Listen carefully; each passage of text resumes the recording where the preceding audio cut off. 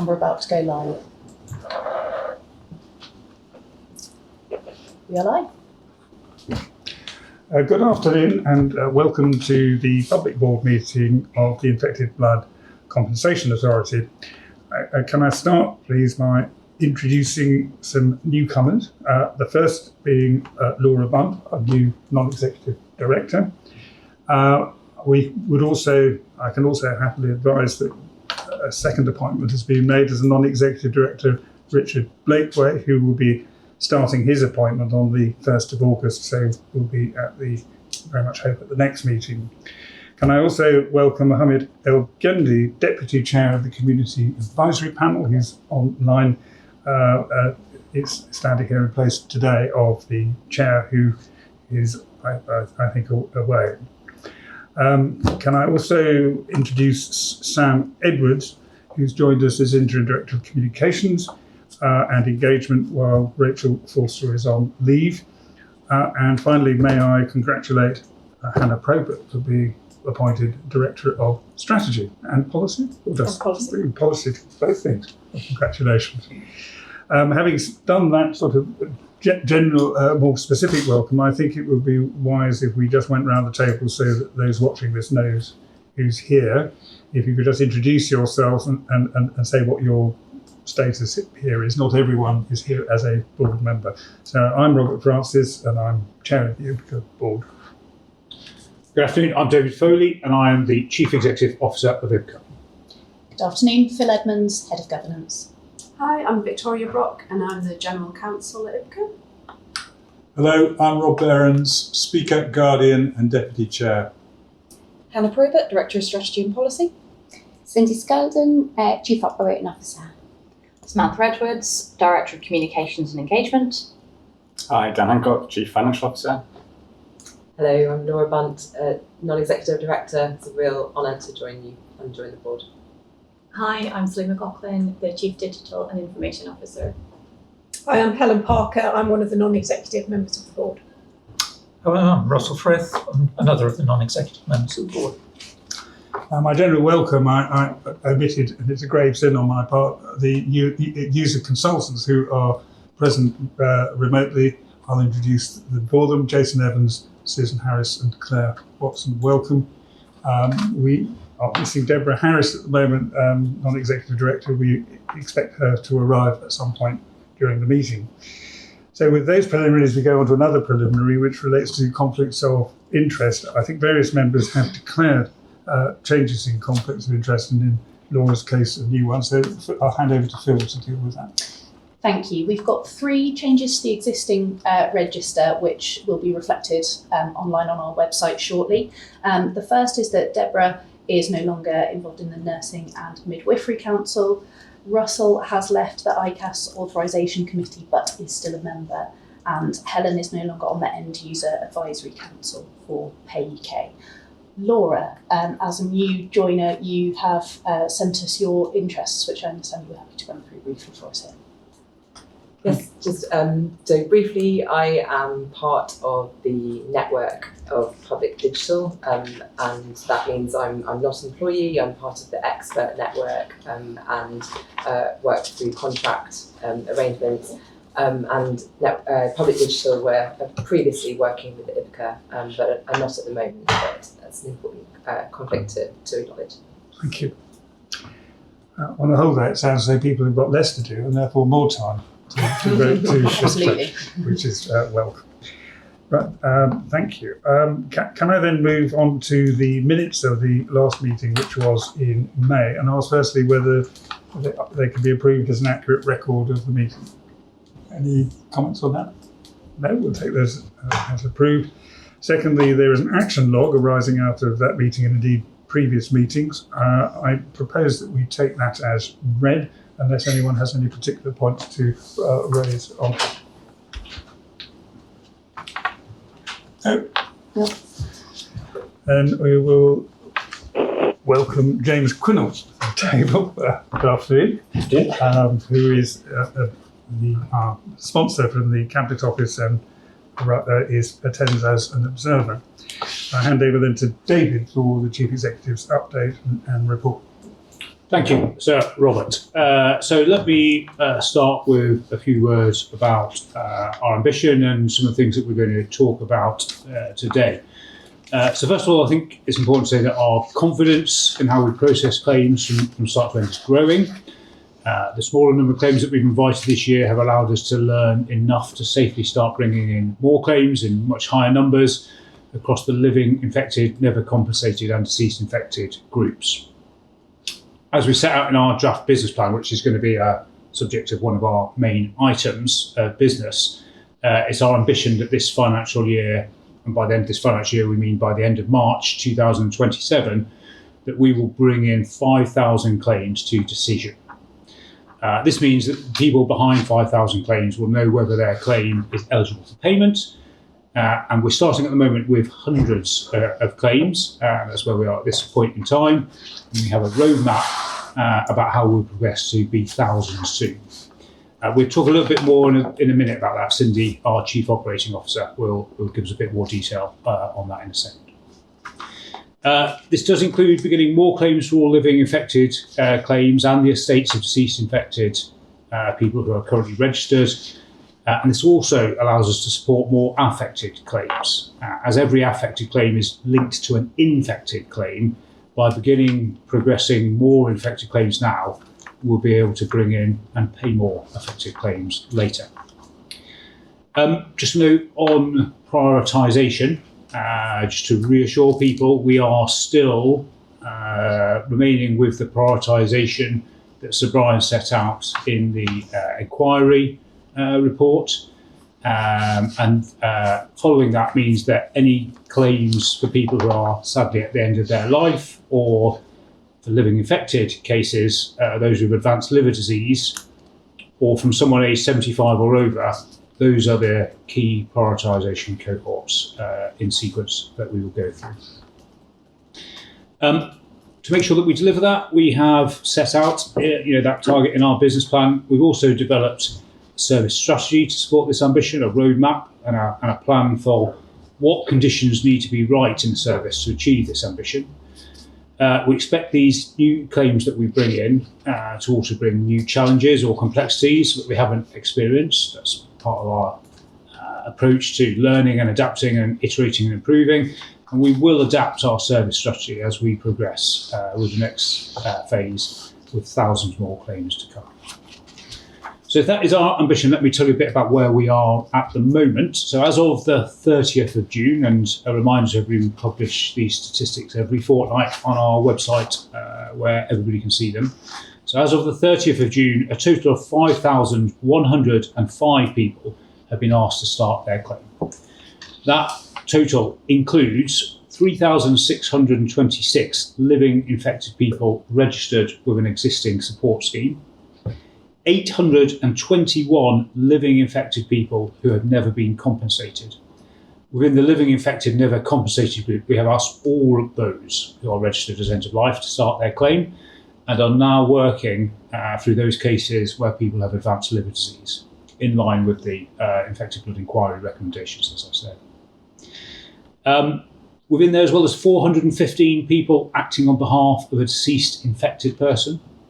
Again, we brought in the deceased infected cohort all of those who are registered as end of life, and are now working on those claims where those people who've registered are aged 75 or over. And we have 243 affected people. We hope to bring in all of the end of life claims in this group over the next week or so. That's the progress that we've made so far. I'm going to talk a little bit about the transfer of the existing support schemes into IBCA. I'm pleased to say we continue to make good progress on planning and preparing for that transfer. During the period that's just gone, we have provided formal assurance to the IBSS schemes that we remain on track to support the safe transfer of all 4 schemes in line with the planned timetable. And following this, I did issue a letter setting our assurance and readiness position out to all of the 4 schemes. Discussions on the transfer of staff are also nearing completion, and we have arrangements now agreed for Scotland, Wales and Northern Ireland. Engagement continues with colleagues in England to conclude the remaining discussions around tubing. Alongside this, work continues across IBCA to develop the technical solution that's required to assess operational readiness and to ensure capacity requirements. And that means that we will be ready and prepared for implementation by the end of March 2027, as set out in the regulations. Now, Cindy, I said we were going to talk a little bit about the delivery strategy. Could I hand over to you, please, to tell us a bit about that, please? You can. So, David, thank you. Just going on what you were saying there, we have brought 5,100 people into the service, and of those, we've paid over 3,300 people now compensation.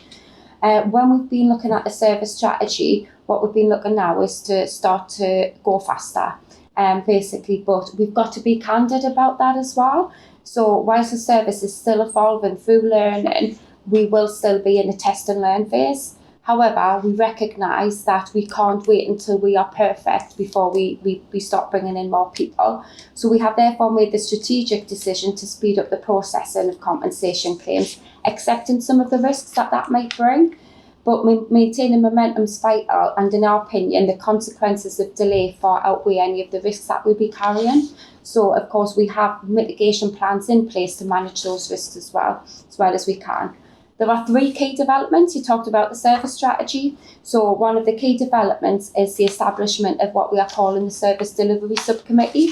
So the Service Delivery Subcommittee has on there people from operations, policy, communications, data and digital. And what we're doing there is setting out a clear roadmap. So not just for the next quarter, so we've already established our Q2 priorities, but for the rest of the year as well. And we have, just as I said, agreed our Q2 priorities. What we'll be working on now is actions so that make sure that we can monitor those and track them through to completion. We hold weekly sessions as Service Delivery Committee just so that we can track that in real time. And of course, through that, we'll be able to flag if anything's at risk and have conversations about potential implications or impacts.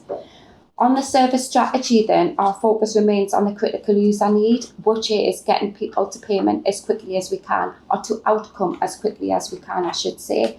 We have 6 scaling pillars within there, so 6 different components that we look at to make sure that everything is true and as robust as possible. So that might include things like operational capacity, it might be policy position, it might be the digital build, and that's just to allow and ensure process robustness.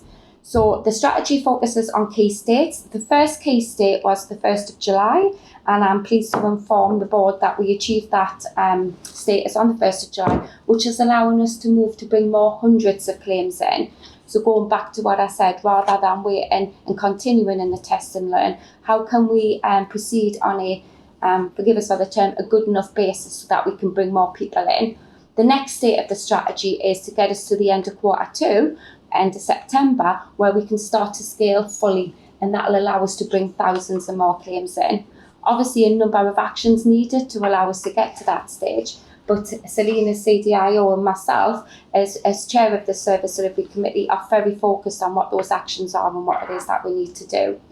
I think really important to add is fully aligned to the business plan.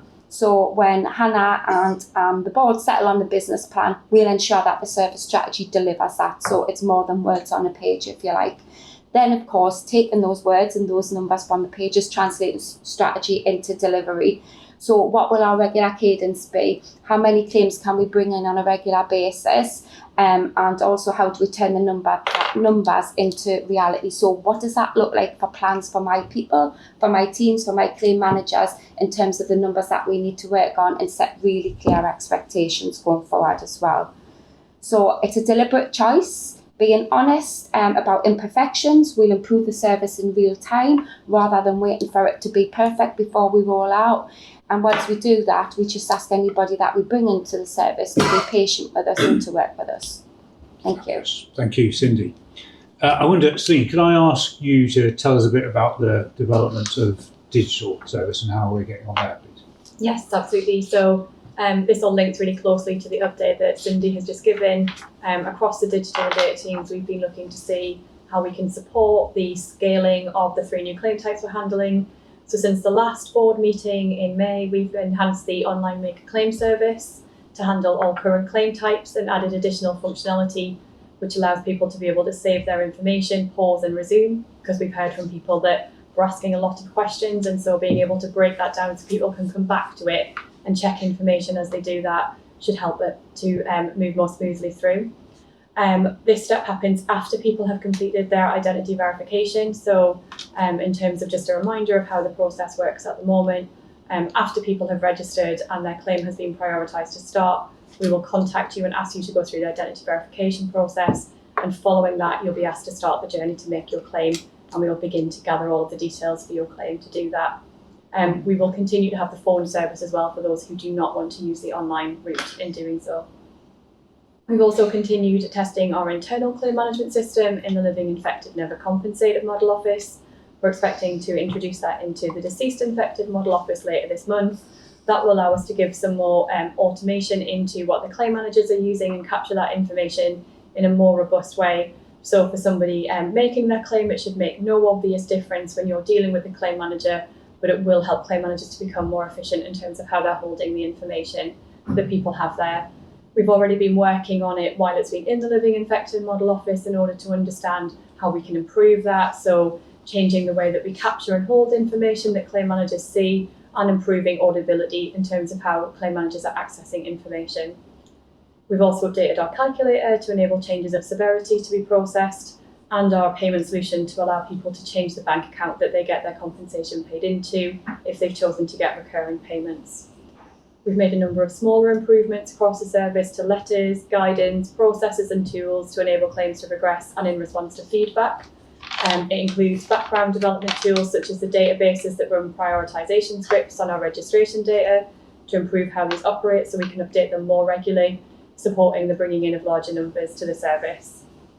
We also continue to develop our data management approach and database to enable claim linking and move us to a more strategic and robust platform, which is critical for us to be able to move to larger scaling of affected claims, and that's going to be a key priority for us over the course of this quarter. In addition, we've had teams focused on impacting the fourth regulations, so we can understand what changes we need to make to all of our systems and service to support that. So that will require changes to the calculator, processes, letters and guidance in order to support the reviews and to make sure that we're making accurate calculations once the new rules come into effect. We're also beginning to design and build out the new functionality necessary for the transfer of the scheme cases into IBCA this year. It's going to have impacts to our claim management service and our payment scheduling systems, which will be prioritised across the team to ensure that we meet the legislative deadlines and prioritised against the other development work that will continue over the course of the year. Thank you, Celine. And finally, before we conclude the update, Hannah, the government has released its draft set of the fourth regulations, hasn't it? Can you tell us about that and its implications? Yes, of course. So I suppose to bring the board up to date on where we're at, the regulations have been laid in Parliament. As a reminder, these are amendment regulations, so we tend to refer to them as the fourth regulations, and I won't go into the detail of exactly which number of regulations they are. The debate in the House of Commons has now happened. That happened late last night, and the regulations have passed the Commons. We're now awaiting the debate in the House of Lords, which will make those regulations law. As Celine said, there's a lot of work going on internally to figure out the impact of the regulation. So that's, as Celine said, impacts to the calculator, impacts on the other work that we do. The policy teams are obviously looking through the regulations to make sure we've got the guidance in place for claims managers. I think we'll then start to communicate out to the community how we're planning to roll those out. So we'll talk a bit in the business plan about how we're planning to deliver this. But just as a reminder, there are kind of two things that are included in those regulations. There are changes to the core awards that people have had. That's going to require us to rework cases that we've already done in order to uplift the payments people have received. And then there are changes to the supplementary award. So those changes will come in when we do the discovery work on the supplementary award. So the key thing for this year is about us assessing that rework level and making sure we're ready to put that into delivery. Thank you. Chair, actually, thank you. Thank you. Exercising my prerogative, ask the first question. I'm sure there will be others.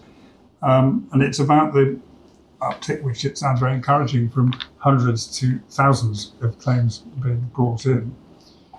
As and when you achieve that, does that imply that very soon after that, given the numbers you've already given, we will have brought in and be processing all infected both living and deceased claims if we haven't already done them. Yeah, that's the intention, certainly, that David gave the commitment at Public Accounts Committees by the end of the financial year. We'll have brought in all deceased infected and all living infected, never compensated, plus a fair portion of affected as well. Yeah. Okay, thank you. And I'm just actually trying to get my head around what dealing with thousands of cases at once actually means for us as an organisation if we have, 400 claims managers. Mm-hmm. So the capacity of claim manager is we work on a caseload of 10 claims per claim manager. But I was describing this to Russell earlier, it's 10 active claims. So if a claim's paused for whatever reason, somebody's, for instance, considering their offer and there's nothing more we can do, we'll look to bring another claim in. If a claim's paused because somebody's looking for probate, so it's not really moving on our end, then we'll look to bring another claim in. So it's 10 active claims per claim manager. So at any one time they could have more than those 10 claims. All right. Thank you. Colleague? Yes, Russell. It's a question for Cindy, I think. You and David have talked about processing claims in the prioritisation order that was set out in the inquiry reports. But we're also getting feedback that some people who intuitively don't seem very high up that prioritisation are getting their claims processed.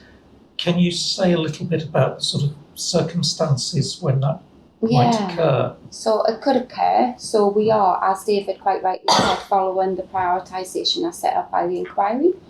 But for instance, if you take an affected claim, so I may be end of life as an affected, so therefore rightfully I've been brought into the service. In order to pay that affected claim, we have to find a linked foundational claim. So that might be somebody that might be a living infected person who's never been compensated before, or indeed a deceased infected person. So by design, we need to bring that claim in.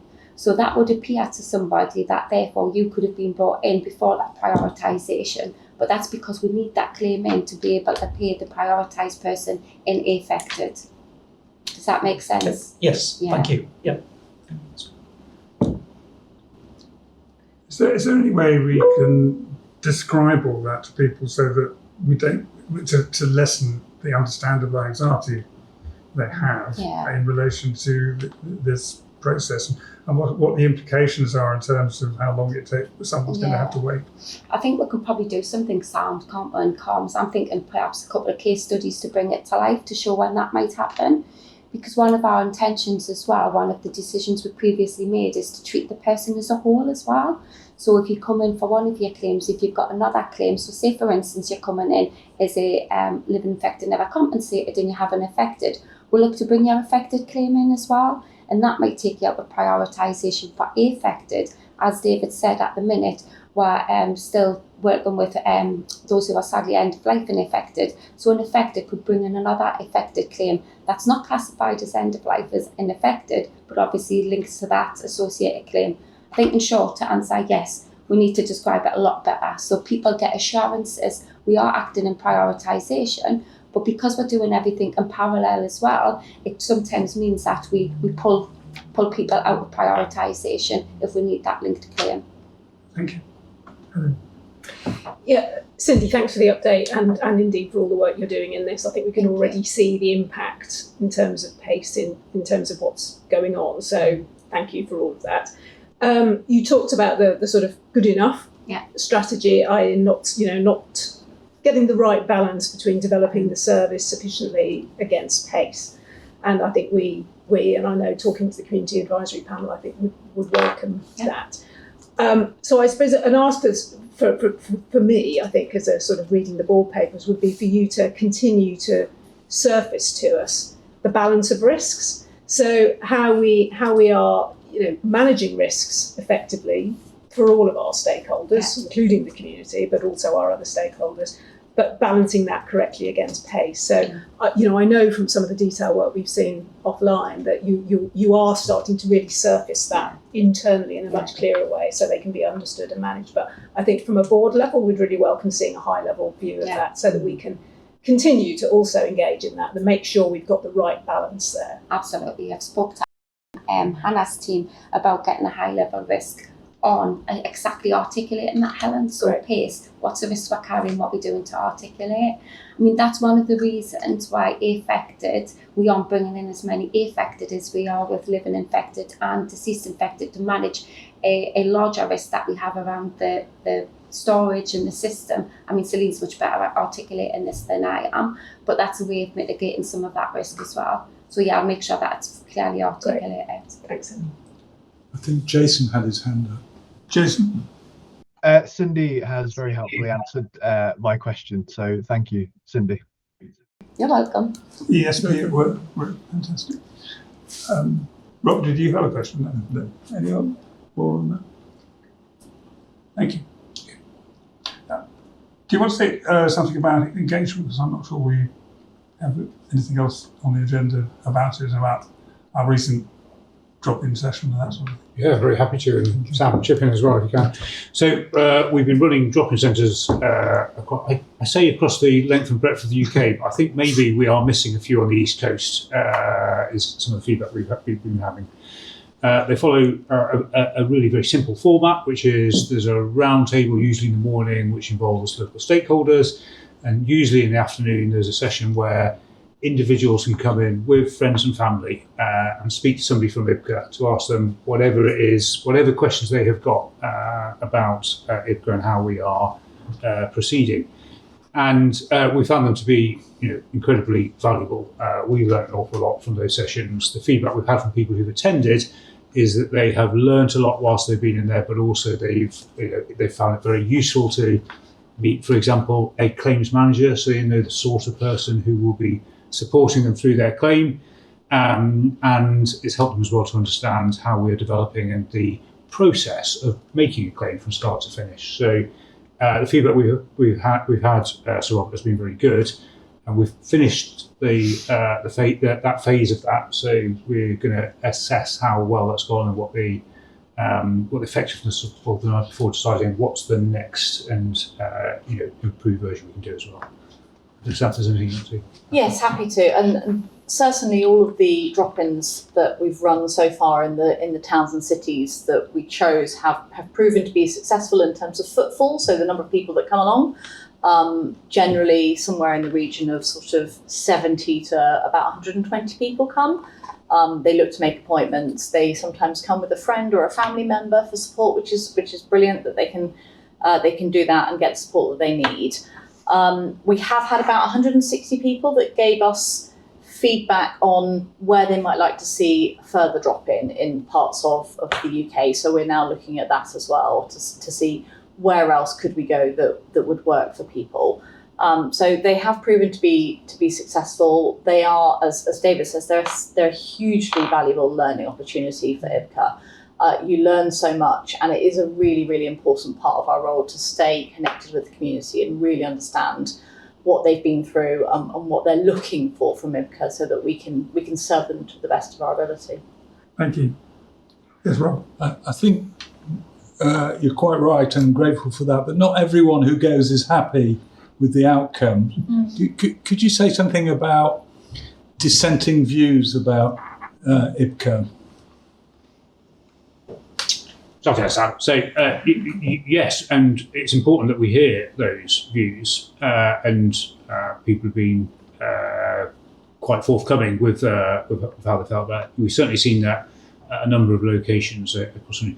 What we do is we take all that information back and we help to think about what is it possible for us to do differently to improve. We also think where it's particularly aimed at what's the design of the scheme, we think about how can we pass that information on to the Cabinet Office so that they can consider it as well. And with the advent of the mechanism that was recommended by the inquiry, we now have a route as well where it's transparent about how that information is passed on to the Cabinet Office and what reply comes back. So we are clear and publish a digest of what we have learned from the information we get from people. And we also show what the Cabinet Office have done in their response to the things that are directed to the scheme design as well. Thank you. And we've got an item on the agenda later which goes into that in more detail. Actually, I've got one specific question, which is about clinical advice, which cropped up actually at the last drop-in session. The report here shows that we have got well on the way to getting our clinical advisory panel going. But a question that arose out of that was, have you not had clinical advice before? And I think it might be just helpful to explain how clinical advice is factored into the decision-making process we have. So I can talk about that then. I don't know if you want to update on the clinical advisory panel. Yeah. So we currently contract with a company called Interact Medical, who provide all of the clinical advice, because it's well documented our claims managers aren't clinical experts by any way, shape or form, and nor do we expect them to be either, because of the expertise that's needed. So if they do need to seek medical advice, then they'll go to Interact. We have actually some of the learning that we've done through Model Office and through Test and Learn is getting better with the requests that we're making into Interact, to make sure that it's very specific about what it is that we're looking for. Is it that we're seeking a balance of probabilities, some support to help us with a balance of probabilities decision? Is it things like what's likely to be the year of infection? Is it likely that somebody was infected with infected blood? For instance, was it likely through the incident that they had a transfusion? The claims manager is the decision maker though. I think that's really important to point out. So they'll get the advice from Interact, but it's up to them to make the decision, and obviously they'll engage with policy colleagues or whoever else that they might need to reach that conclusion as well on balance of probabilities. And sometimes as well, they don't just go back once, Sarah, but sometimes they can go back 2 or 3 times depending on the information that we get, discuss with the person making a claim, their legal representative, and we're always happy to go back and seek further views. Thank you very much. Hannah, do you want that? Yeah, and so the clinical panel we're bringing in will sort of sit at a higher level. So again, we've had medical advice on policy positions and other issues that have come up before the board. We've engaged with our current clinical advisors, or we'll engage with individuals. I think we now want to obviously start to, I mean, it's been in the works for some time now, but effectively substantiate that. So appoint a panel that can act as an advisor, that can interact with the community panel, that can talk to the board, that can give advice on more strategic policy questions. So the idea of that clinical advisory panel is less that it'll be doing the day-to-day work that we already have clinical advisors on, but they'll look at broader issues that may affect a lot of claims, so that we can be really clear about what advice we're getting on those. And I think we're close to the point of appointment. We're just going through the final onboarding processes for that panel. Thank you very much. Yes, Mohammed. Yeah, it's just a small question from me, just around the third party in terms of how. So you mentioned that the advice is provided by the third party, and then the claim manager ultimately makes a decision independently. In terms of how that the advice provided by the third party is sort of communicated to the claim, and make sure that any sort of decision is clearly communicated, and particularly where the claim handler goes against the third party advice, or sort of goes in a different direction, just in terms of how that's sort of communicated and documented as well. Yeah, so all the information shared, Mohammed, so we can share the report that we get back from Interact with both the individual and the legal representative, if that's what they want. And obviously we'll talk through all of the advice we get, we talk through all of the outcomes, and we talk through the rationale as well, and in writing as to how we come to the conclusion that we have using that information. So it should never come as a surprise at the end that there'll have been plenty of interaction. Well, can I just build on Mohammed's point? So if the claims manager did disagree with some advice that came back, what might they do with that? So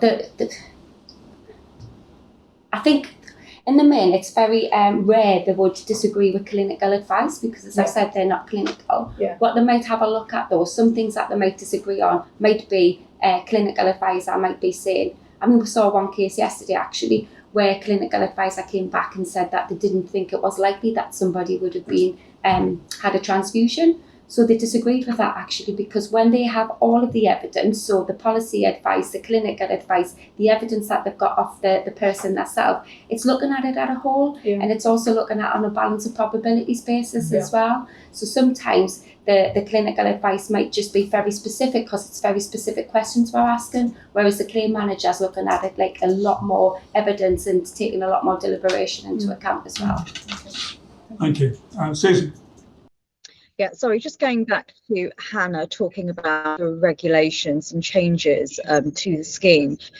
I think the community will be interested to know when there will be any kind of update on the calculator so they can see how those changes will impact their awards. Do we know roughly when the calculator might be changed?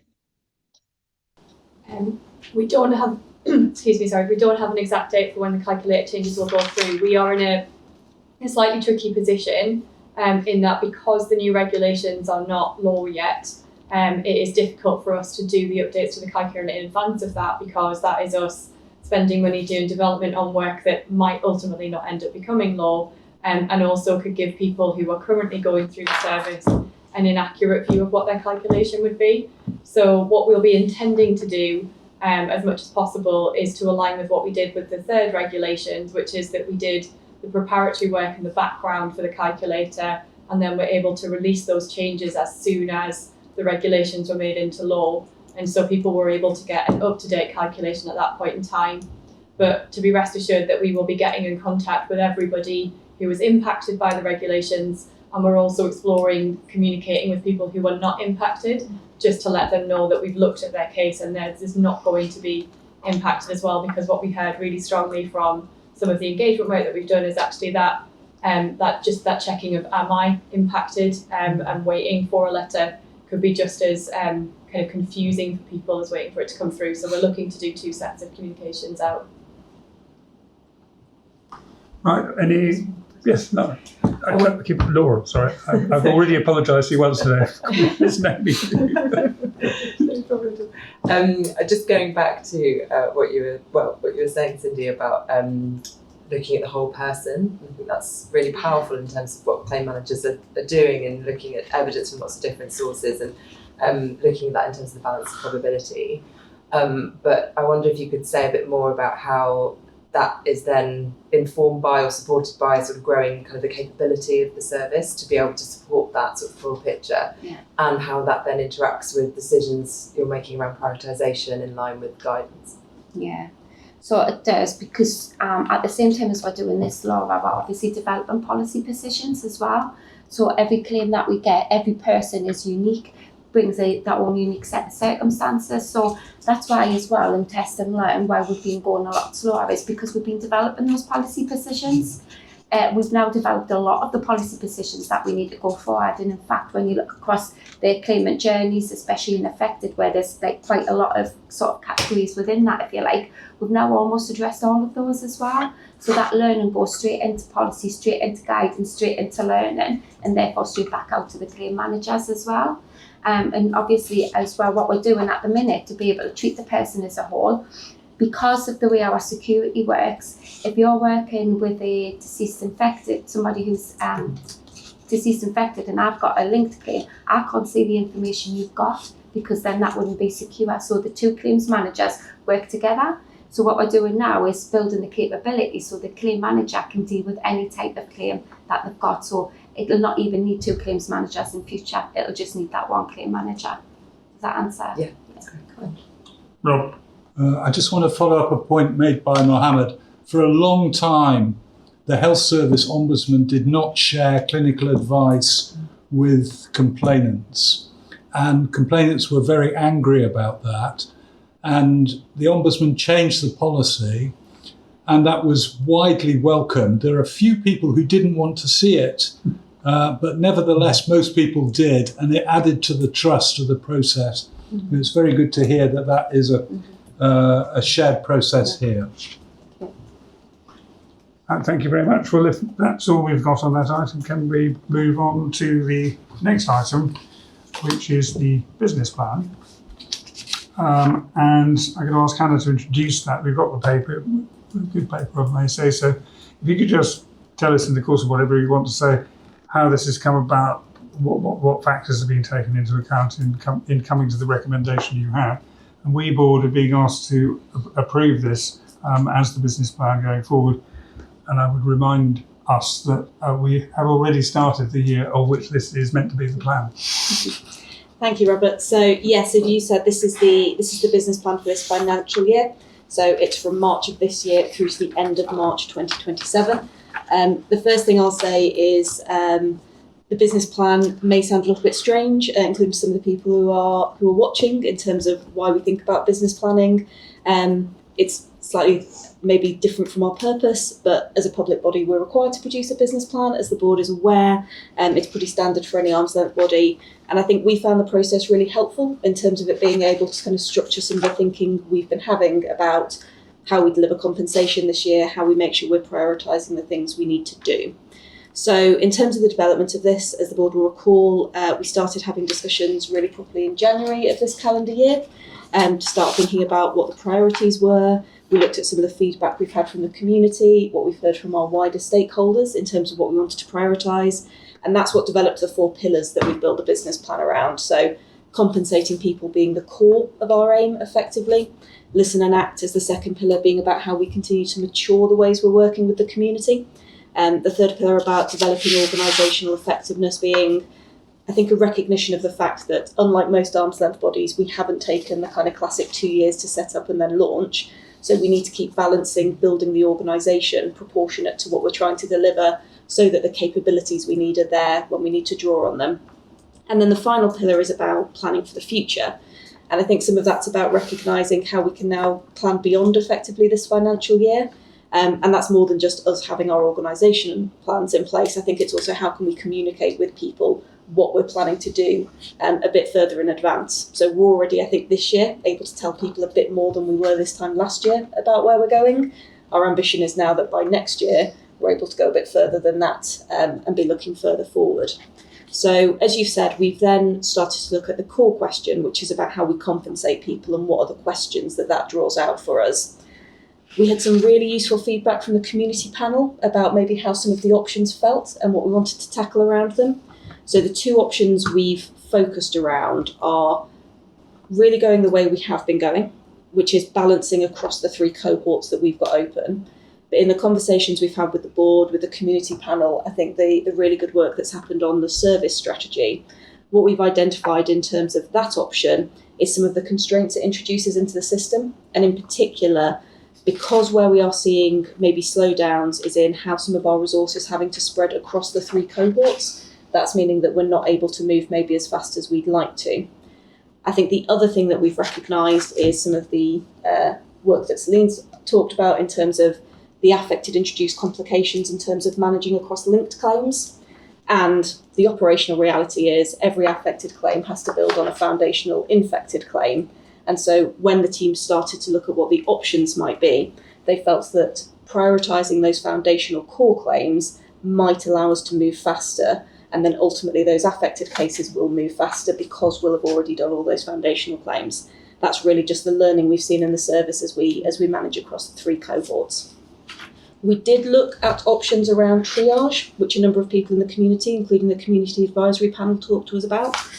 The triage option that people were really interested in was, could we bring in what felt like simpler claims effectively, and would that allow us to move faster? So I think the challenge of, are there maybe more straightforward claims sitting out there in the system that then aren't being able to progress because we're kind of sticking to the inquiry prioritisation order?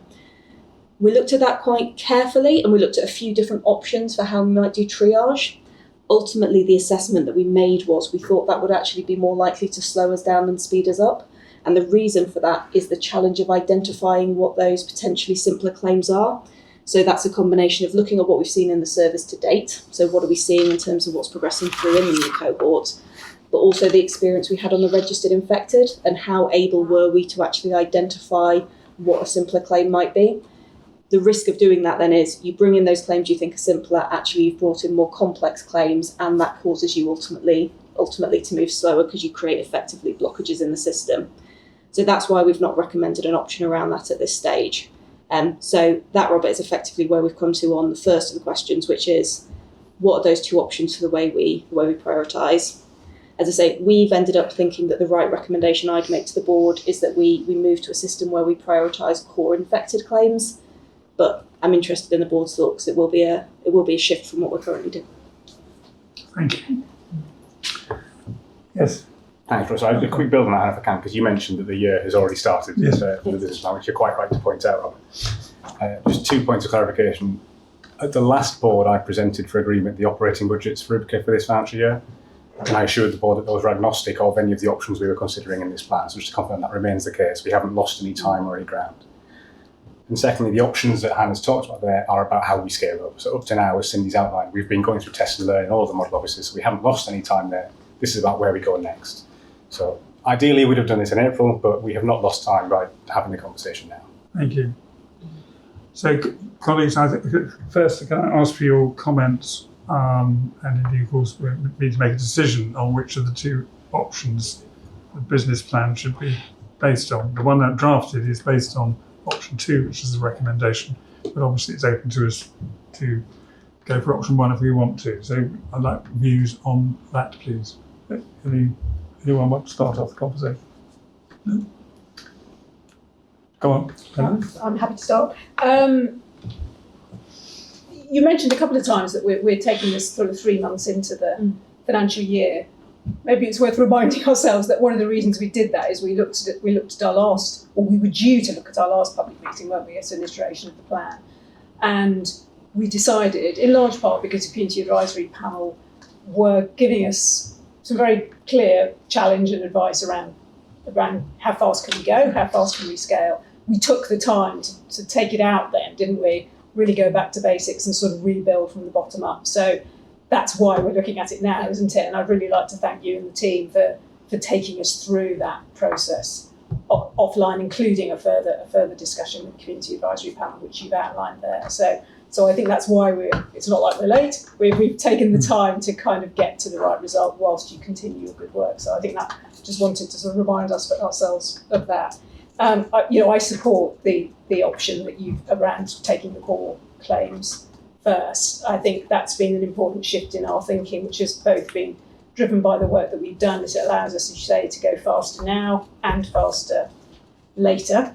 I think that's important for us to remember that, isn't it, in a way? And it builds on the work that we've learned going through the model offices. So I definitely do support that option. So not a question, it's a kind of bit to support, I suppose. Thank you.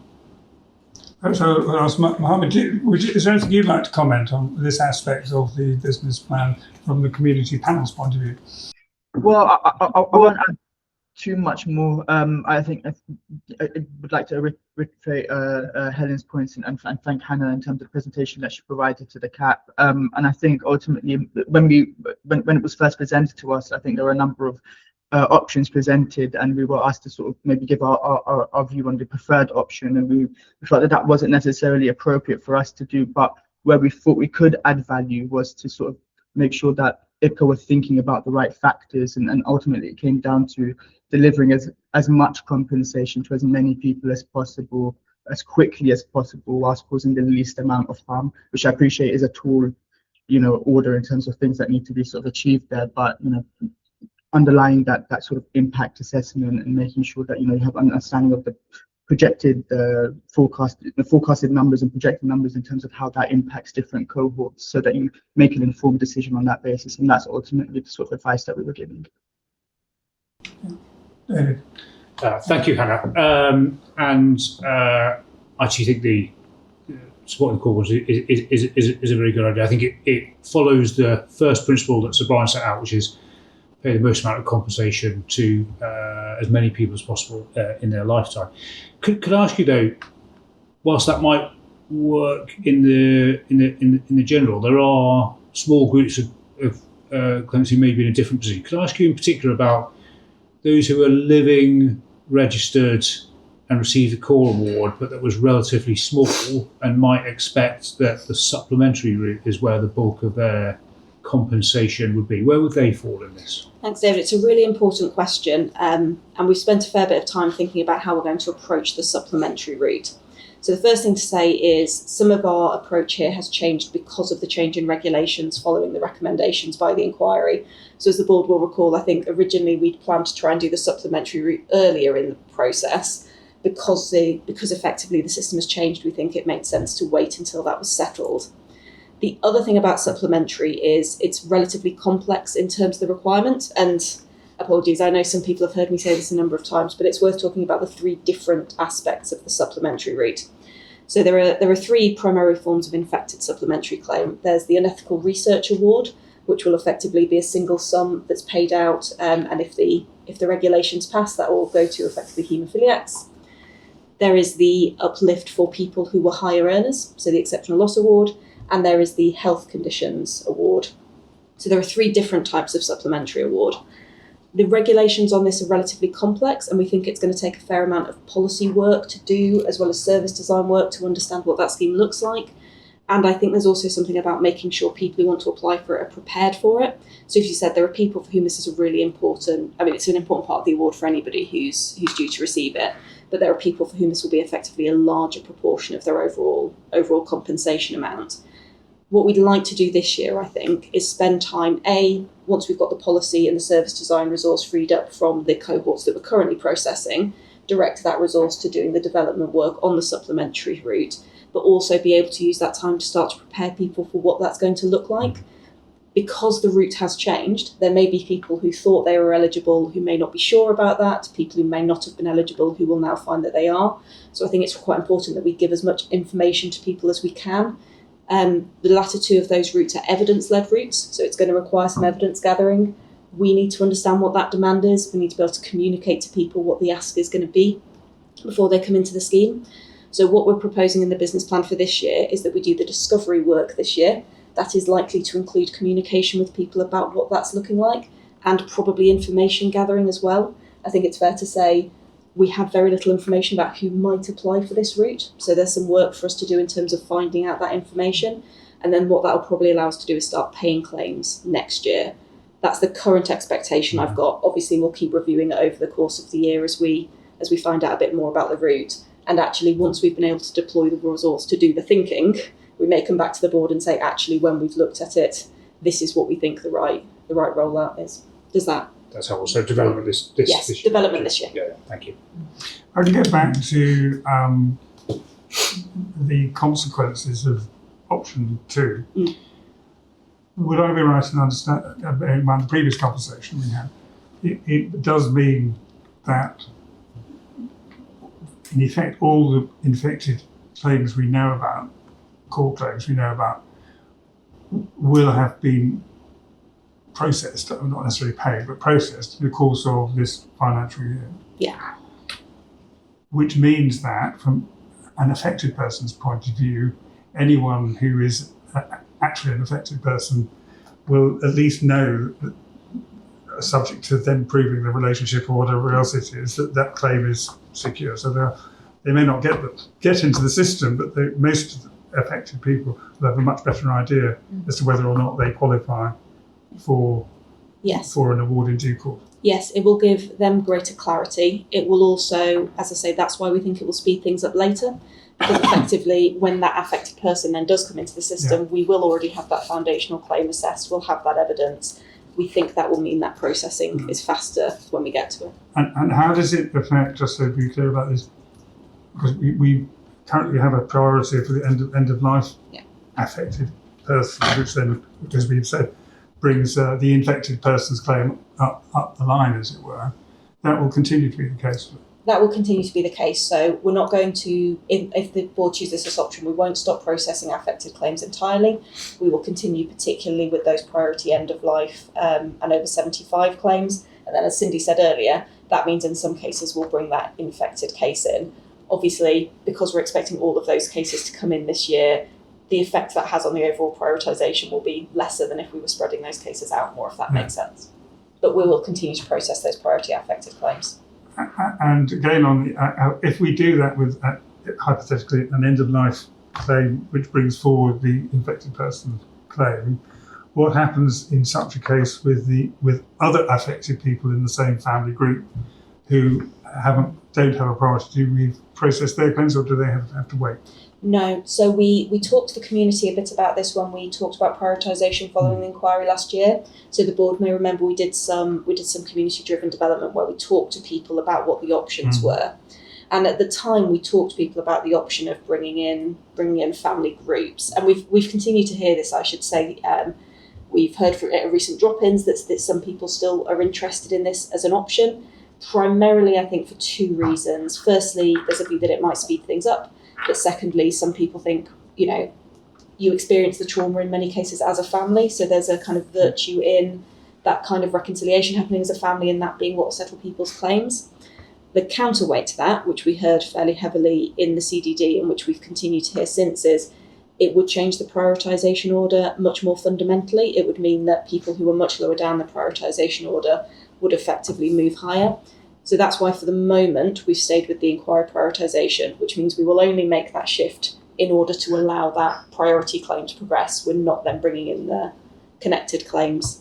But I think we've heard, the board may want us to reflect on this kind of, particularly once we've finished with the 8 infected claims and we move into the affected claims. We are continuing to hear from people that there's interest in whether this is it'll be interesting. Operations will start to get a better view of whether it might move things quicker.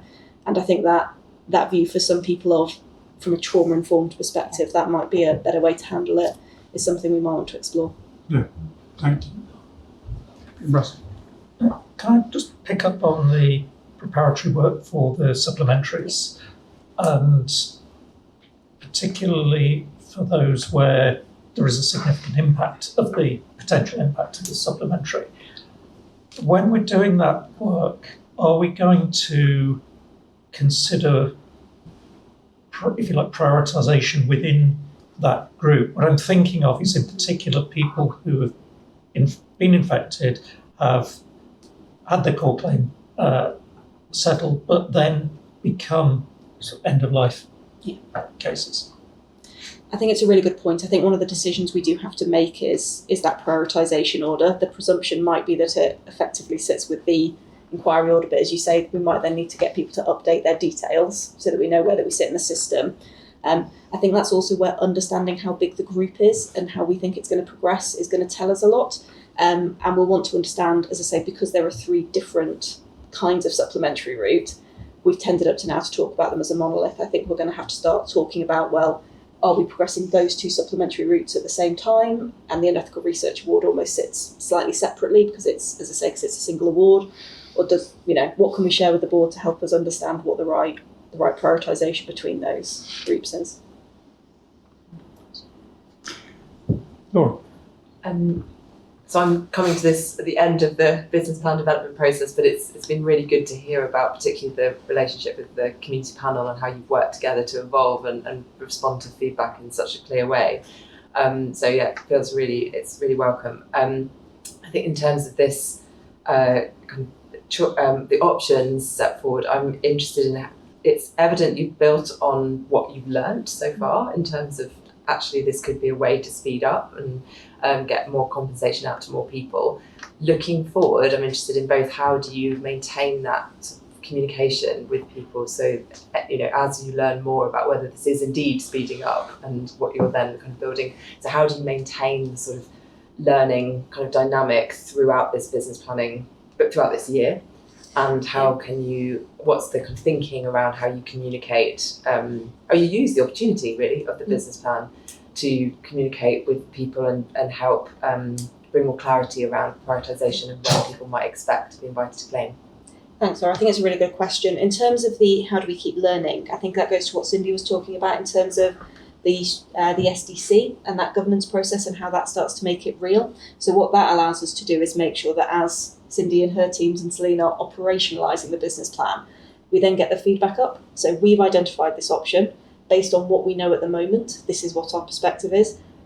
The operations teams may tell us as they start to develop things that either things aren't working out the way we thought, or that there are other opportunities that start to arise as we go through. So in some ways, that's what I just talked about in terms of the family groups, right? We might actually, as we start to operationalise, see opportunities that we want to then bring back either through the executive or up to the board to say, well, are there shifts that we want to make? So you say it's business plan as a living document, not as final thing. This sets out our priorities. It gives the team some clear approaches, but we shouldn't see it as the be-all and end-all if actually we see opportunities come up over the course of the year. In terms of communication, I think it's been a real opportunity in terms of us thinking about, as you say, how can we tell people what's coming? So being able to communicate, for example, about bringing in the currently registered infected this year, hopefully gives people a sense of clarity. And I think that's one of the virtues of that option. It allows us to give people that sense of clarity. What we'll want to think about in the future planning work is what are the best ways for us to do that. So we are always going to be a little bit uncertain. That's the nature of the way we're rolling out the scheme and the speed at which we're going. And also the prioritisation criteria that we're using are dynamic. and that means that we can't kind of give people a number in a queue because the queue moves around.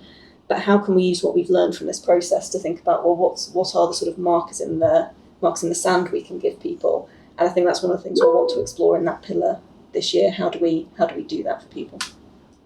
Just before we begin to move on, and one thing that I know we've discussed elsewhere, but it seems to me that it'd be really good if we could get, for the public, a better take on what proportion of people we have made an award to as against those that we know about who are waiting, because I think that gives people an idea of what progress is being made, even if it doesn't give them, give it a little more clarity about when their own cases might be reached. And I appreciate there are difficulties with that latter figure because there are uncertainties around whether people who say they intend to claim actually are eligible and that sort of thing. But I think it would be useful to look into that. We can definitely look into what is possible. Thank you.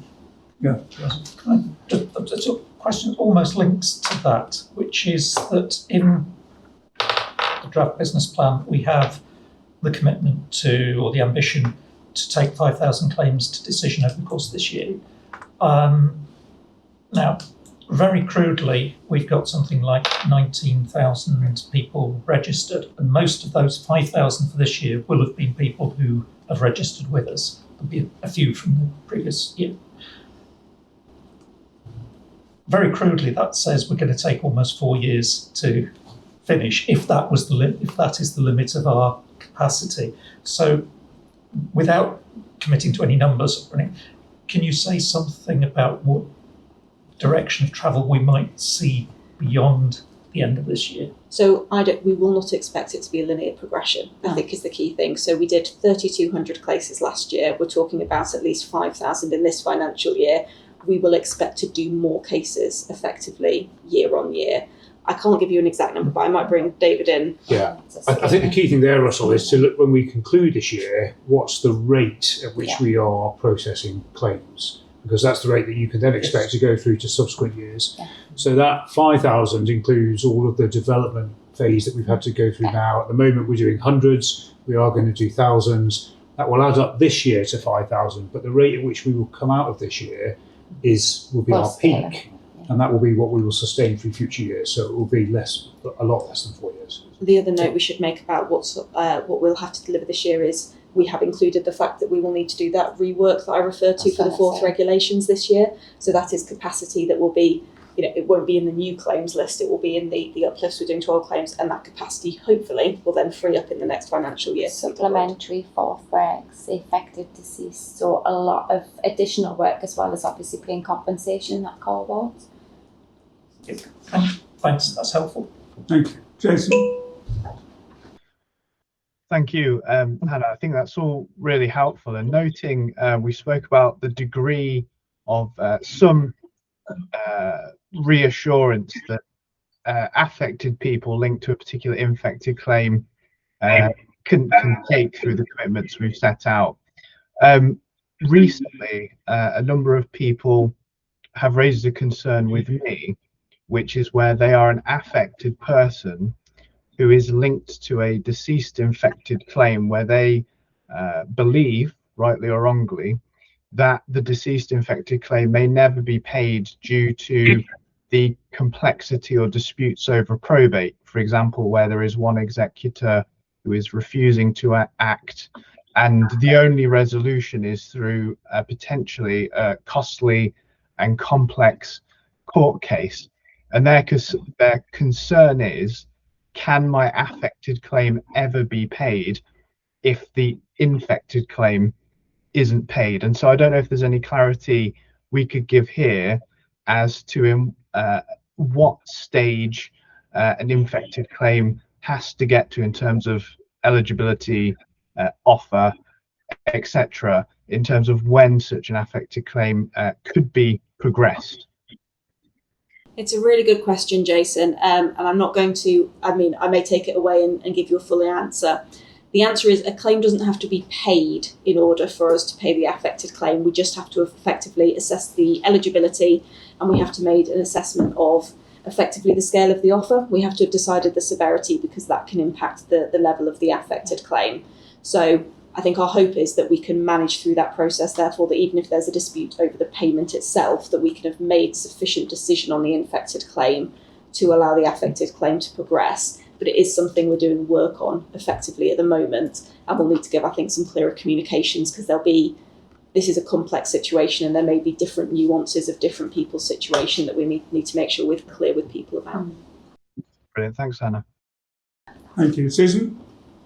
Yeah, sorry, just picking up on the supplementary route and how we're bringing people in possibly to claim once we've gone through the policy work around it. Obviously, there was one part of that, which is the Unethical Researcher Award, and that will be paid to the haemophilia community. And just a suggestion for sort of speed and moving things quickly for that community, because they've already been brought through claim as an infected person, could this not be administered in some way as up so they don't actually have to come back into the system as such, but because you've already got the D on file, therefore it's less time consuming bringing that whole cohort back in where you've got a set sum that will be given to somebody, they've already passed the checks and that can just be paid. Is that something that the board could consider? I think, and as I say, I think it's a really good point, Susan, and it's why, as I say, I think we've got to start thinking about the supplementary not as a single route, but as three quite different types of routes. As you say, the Unethical Treatment Award is very different to the other two routes. It's not evidence-led in the same way. I think we need to do a bit of work internally to make sure we are clear on exactly what the requirements are, what we need to do with people. But I suspect as we talk to the board about it this year, we are going to be saying, start thinking about this as slightly separate, and the options we'll have around delivery will be very different, I think, from the other two parts of that route. Right, thank you. I think I'm now then going to... I think we've got one more question. Oh, I'm so sorry, Martin, that you were tucked away in the corner of the screen. Go on, what do you want to say? All good, all good. Yeah, it was only just a small point from me regarding the coming back to the sort of the affected cohort. I appreciate that. So the focus would want to be more on the core infected. In terms of how you then mitigate some of those risks around, people sitting there and not being able to do anything, obviously, whilst their claim is not being onboarded. In terms of, for instance, just more sort of clarity and publishing information around what people can do to prepare ahead of their claim, so that you can hit the ball rolling in terms, when they are onboarded. So it's just whether that's been thought about, and that's part of our recommendations about the cabbage. Obviously, we'll talk about it later in terms of just that clarity of communication, in terms of what's required and what people could be preparing for. Yeah, so we've got a piece of work happening already, which is starting to look firstly with probate in deceased infected cases, where we let people know who are waiting to do that around about the fact that they need to have probate or confirmation, what the different way they might go about doing that, the support that IBCA can give them in and around that. So there's work happening there, but you're absolutely right. The other bit is that extension of that around evidence in general. So what sort of information, and can we tailor the information that we send out to people based on the type of claim that they're waiting to make? And some of that is, we know more now than we did before we started around about what good bits of evidence are and what that looks like and how people can bring that, because we base it on what have we accepted in claims that we've already processed and paid. And we're still learning. So I suppose to the point that we talked about earlier, that we update our policy and guidance as we learn more. How can we do more when we let people know information now, but then keep updating that and sending more updates out as we find out more. So it's actively being worked on at the moment. So we should be able to start seeing more of that going out to people in those different types of groups waiting to make their different types of claims. Okay, exactly. And just to add, I think it's really important that what we're trying to do is not passively just put information on a website and hope that people find it. I'd really like us to get to a point where we can be actively pushing that information to people and saying, we know that you're in the queue and we thank you for your patience and we know how hard that is, and here is some information that will help you start to prepare for your claim. So just trying to give us, give them more information without them having to go around and searching for it is going to be really essential. Thank you. Right, can I ask then whether the board approves the recommendation of option 2 or opposes it? Are we all for option 2? Sounds to me as though we are. So we'll take that as approved. Is there anything about the rest of the, I've got a few minutes, the rest of the business plan anyone wants to raise, or have we discussed everything we need to about it at this stage? That really important point, Hannah, you were making earlier about forward communications. So just as the plan articulates what people can kind of expect from us this year, that will get better, won't it? I would really like to see us write that in more clearly into the plan, because I know that's the intent. But to hold to account for that, to that commitment, I'd really like to. I don't think it's spelt out clearly enough in the plan at the moment, and I'd like to see some clearer wording around that. Can we do that? I think we can include that. If the board is happy, I'm happy to agree that then agree the plan was subject to any of those final amendments and agree our committee. Right. All right, I think we'll take that as approved, subject to that amendment. Thank you very much, Hannah, and your team for what I know has been a very long, iterative piece of work. Thank you. Thank you. So, but that doesn't mean you can leave the stage. No, I'm afraid you're not done with me, are you? No. It's Henry IV Part 2. The Ethics Advisory Panel, something which, as we know, arose out of the first piece of advice or question we were asked by the Community Advisory Panel, for which thank you. Thank you. Yes, and I'll not cover the entirety of the paper. I'll just maybe hit the key points for any discussion. So I think we've thought for quite a while about bringing in some kind of ethics advice, and then the Community Advisory Panel has very helpfully galvanised our thinking on this and sort of challenged us about what we might bring in. So myself and the team have been looking around effectively different types of ethics panels and different types of advice that exist around government. There are all sorts of different and interesting ways that people bring it in.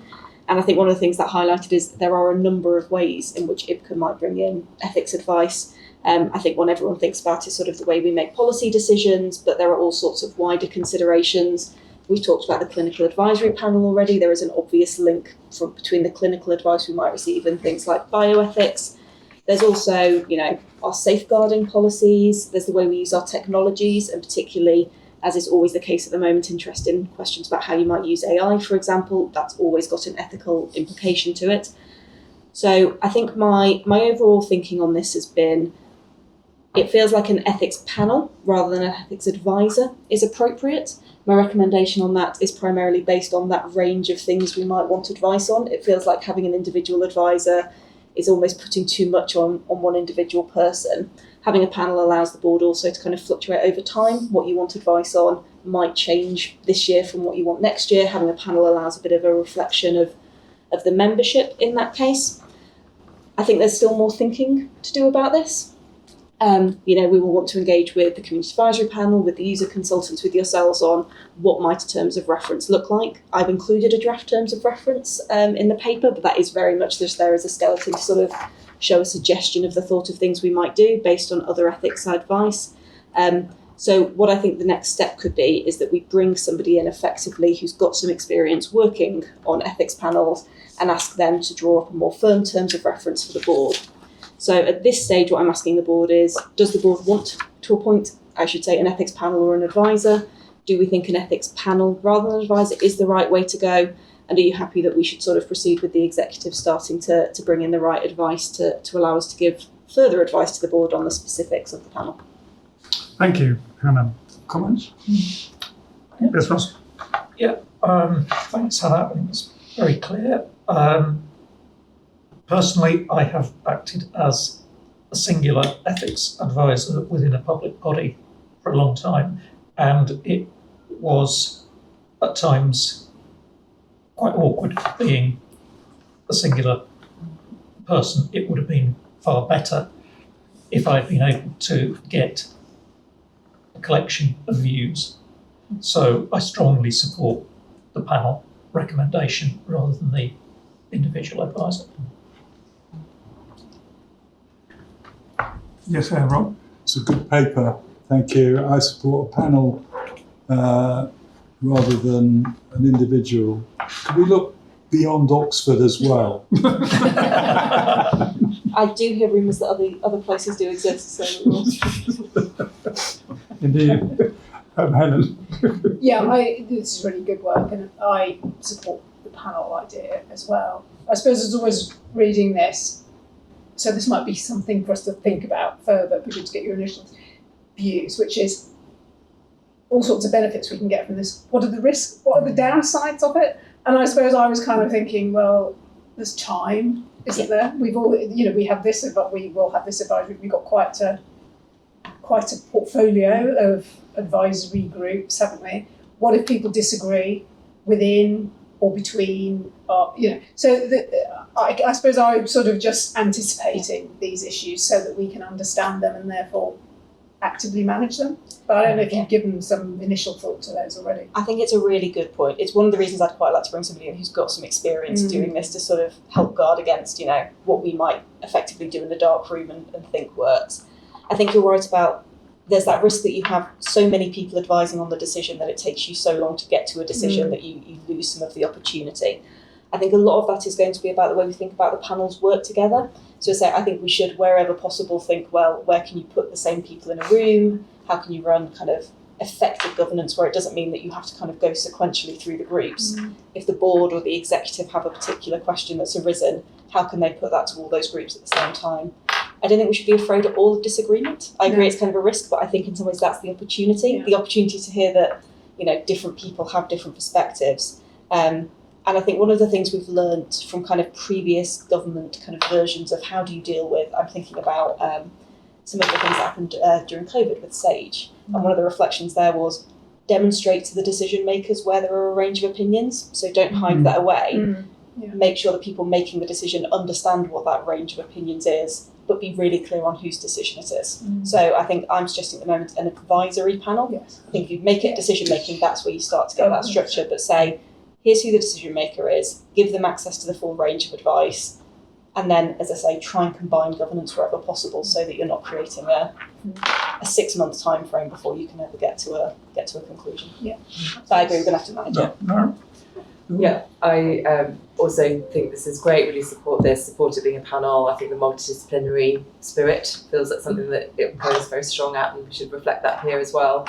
I think my question is similar in terms of the risks around both time, but also decisions getting too far away from claim managers and ultimately people making claims in the community. And we want those voices to be really at the heart of decision making. So both how does this is more in the detail, but how does the advisory, kind of ethics advisory, stay close to that operational reality and the community's reality, lived experience, but also how does it not become a protracted process? But I think in terms of those governance relationships, it sounds like that's where your thinking is going to. Yeah, and again, I think a really good point around how do you make sure it's kind of rooted in the reality of what we do. And I think some of that's just going to be about how we think about how the membership works. So how do you have them talking to the right people in the organisation? So while, in some ways, does anybody ever need to talk to anyone other than strategy? Generally, I think most of the time they shouldn't be talking to strategy. Right, they should be talking they should be learning from SDC about what are the issues that are practically arising in the discussions. When we talk about the technology questions that might emerge, they should be talking to the people who are actually engaged in those discussions. And that's again where I think a panel maybe gives you that opportunity, because what you don't need is every single member of the panel talking to every single person at every one time.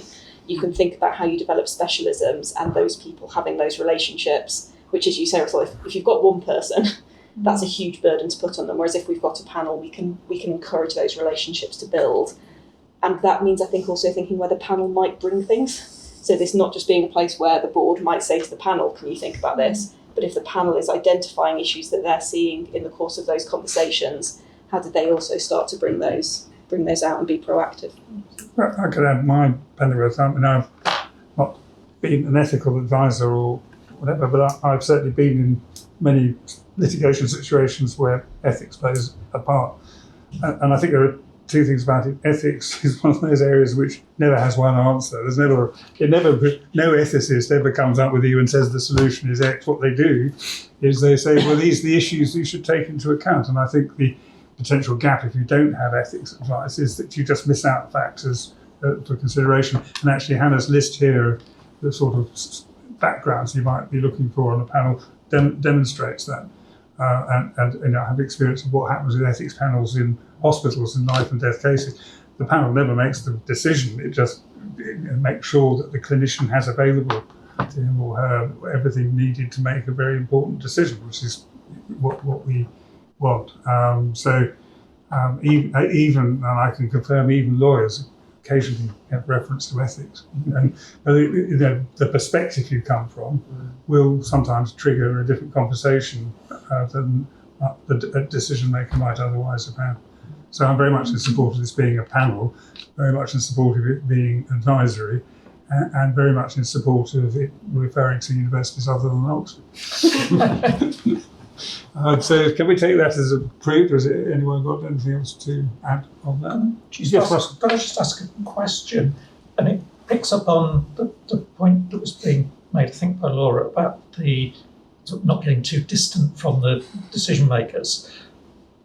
The role and scope, as in the described there, suggests, in the way it's worded to me, that the more likely thing is that the ethics panel would be looking at issues of principle or policy positions, if you like, rather than something that's very case specific.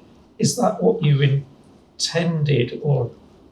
I think that's right. I mean, I don't want to be too determinative, because I say I'm quite keen for there to be some thinking by someone who's more of an expert on this before we finalise it. And that goes to that timeline question we've talked about, which is, case managers are decision makers. I think the vast majority of the time you would want them making those decisions, but those points of principle need to arise, I suppose, from the real things that they're seeing on the ground. So sometimes an individual case might prompt that wider thinking. But in general, what you're not asking the panel to do is individually go in and sort of make decisions on those cases. You're saying, here's the issues that are arising out of the operational reality. What in principle are the things that we then need to do to apply a wider way of thinking? Some of the wider things that we're seeing as well, Russell, isn't necessarily on the award, but on aspects such as safeguarding, our Caldecott Guardian sort of principles being applied as well. So some ethics committee would support in that as well. And we will have, for instance, an increasing number of issues around confidentiality. Yeah. And the balance between confidentiality and the interest of protecting people from harm, things of that nature. Which is why you need a lawyer on it. So, can we approve that as the panel idea? As far as the consequences of consent, I think we might agree that the terms of reference need to come back to the board, although that shouldn't perhaps prevent us getting on with recruiting a panel, I think. So, no, I think bearing in mind when we next meet as a public board. No, I think absolutely right. I think the terms of reference for the board to approve will go away and start doing some work and may engage with people. And I think, Mohammed, we're very keen to engage with the community advisory panel as well at a session to start thinking about how those develop. Yeah. Thank you. That's, I think, the only decision you need from us on that subject. Thank you. Wow. And so 5 minutes to a break, but why don't we take the break now, award ourselves 4 minutes extra and come back at 22, when we can talk to Mohammed about the community panel. Good. Thank you. So if you can...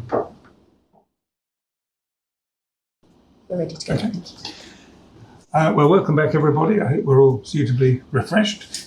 And once again, can I welcome Mohammed, who's stepped in for Tim Green, to present the Community Advisory Panel update. We've all received and I hope read the paper, which is extremely informative, has a lot in it, and in due course I'll ask David to respond to some of the points made in it. But if you'd like to introduce it, Mohammed, you're very welcome. Of course, thank you very much, Sir Robert. So just as a sort of short, some sort of context, the Community Advisory Panel met on 2 occasions this quarter. The first meeting was to discuss its terms of reference, namely its roles and responsibilities. The second meeting focused on broader operational and strategic issues. Our paper is intended to offer constructive advice, challenge and insight to support the continued development of the scheme against these 2 broad topic areas. A central issue for the panel is the question of reassessment and the possible recovery compensation already paid. The panel does not object to reassessment where appropriate, particularly where legislative change or supplementary routes may justify it. However, we're deeply concerned by the prospect that compensation awarded and paid in good faith could later be reclaimed where the error arose through IBCA processes rather than any fault of the claimant. Our view is that reclaiming payments in those circumstances would risk seriously undermining trust and confidence in the scheme. Given the history of the infected blood community and the importance of the scheme in providing closure, we believe the claimant should not bear the consequence of administrative, procedural, or assessment errors where there has been no dishonesty, misrepresentation, or fraud. Therefore, we strongly recommend that the Cabinet Office provides clear written assurance that payments awarded in good faith will not be reclaimed, where the claimant has acted honestly, provided information to the best of their knowledge, and any overpayment arose due to error on the part of the system rather than the individual. More broadly, the panel wants to emphasize the importance of transparency, communication, and engagement. We recognize the scheme is developing in a complex environment, but we believe that clear and regular communication remains essential to maintaining confidence, especially where delivery timescales may be longer than many in the community had. The panel also believes that there is still insufficient understanding in parts of the community about the role of the CAT, how it fits within IBCA governance, and how its advice helps inform board decision making. We think that there is a clear opportunity to improve visibility and transparency here. We recommend that IBCA continue to provide regular updates to the community, establish a dedicated CAP section on the website, and publish CAP's papers and recommendations. We believe that this would improve understanding of the panel's role and trust in how lived experiences informing the scheme. We also recommend that IBCA explore a voluntary applicant information update exercise. This would allow registered applicants to voluntarily provide initial documentation and records to be better prepared for when the is on.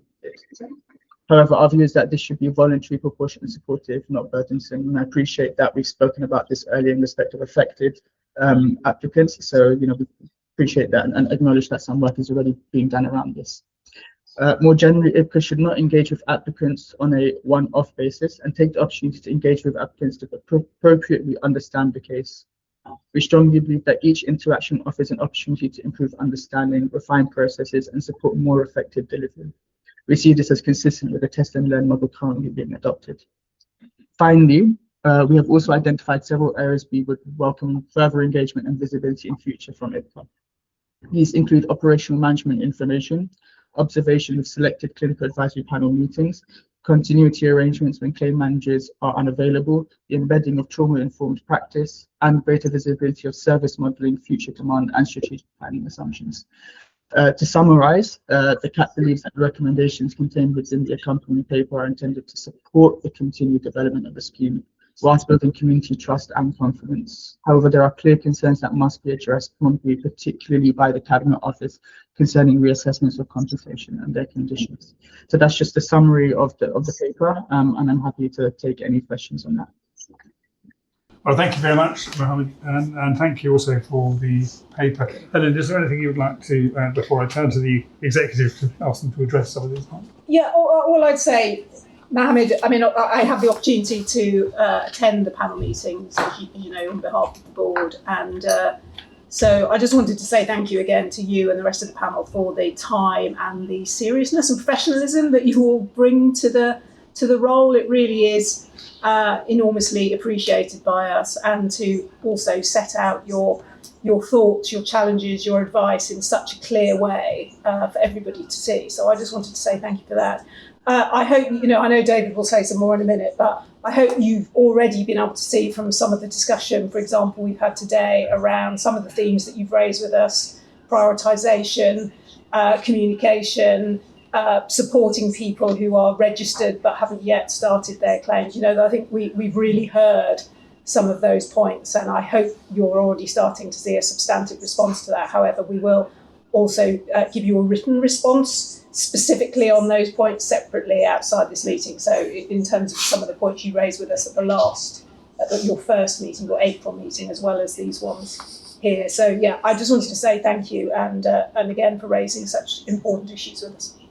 Thank you. So, David, can I ask you to address the point about reassessment? I appreciate that this may have been triggered by a specific case, but obviously we can't particularly talk about the case, but there are some principles here that you might want to discuss with the board.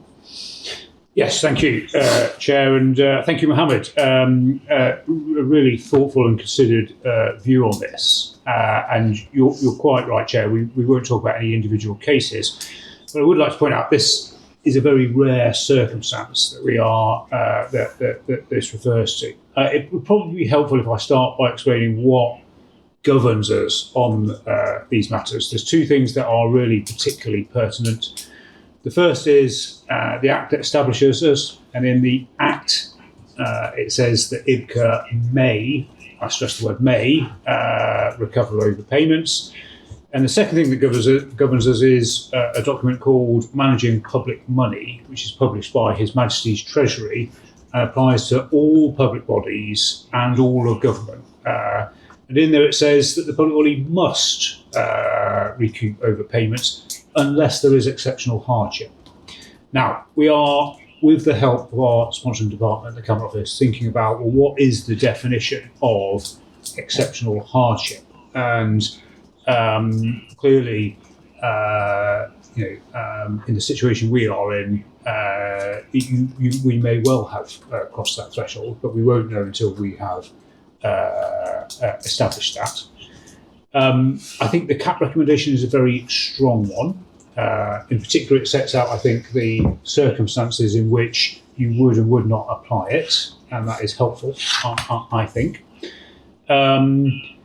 And we've also found that as we've been doing our drop-in sessions, in particular the last two, one in Belfast and one in Cardiff, this issue cropped up.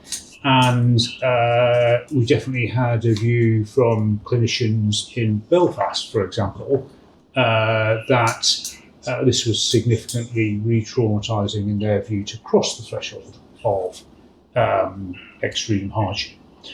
What we'll do is we'll take the CAP recommendation. I think that adds to the arguments for and against. We'll take the information evidence we've received from clinicians, and we'll put that into the conversation that the Cabinet Office is facilitating for us with the Treasury, and see what is the right interpretation of extreme hardship. So I don't think we will ever get to a position, I'd be surprised if we get to a position where the Treasury says, no problem, every overpayment should not be reclaimed. I think the CAP recommendation gives us a really good set of circumstances in which we can say, these are the parameters within which we are thinking, and we'll see where we can get to and report back to the board. Thank you.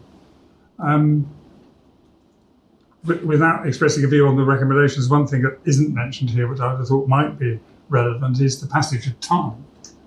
Because one of the things that I think has come through as anxiety, and certainly at the Cardiff drop-in, was people wondering how long they had to wait before they could rely on the award as being final. Yeah, well, the Managing Public Money makes no mention of time, so that is not a part of it. Yeah, the law, with all due respect, the law does.